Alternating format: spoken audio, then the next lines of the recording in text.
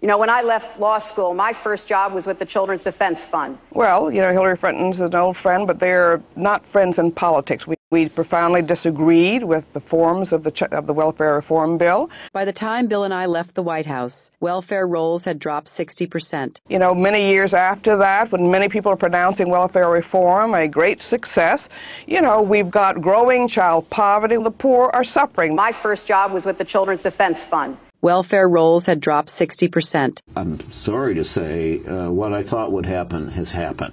This was a blunderbuss. This was just an axe, a hatchet. 6 million, 2% of our population have no income except those food stamps. The food stamps is the sole thing that stands between them and being totally without any income.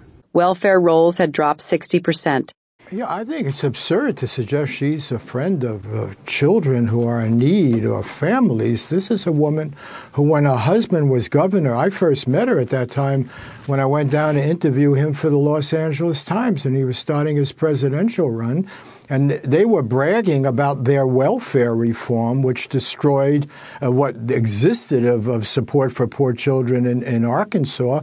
Then as president, her husband, with her full-throated approval, destroyed the aid to families with dependent children, which 70% of the people on that program were children. They destroyed that program, and we don't even have an accounting of poor children anymore. They're off the radar.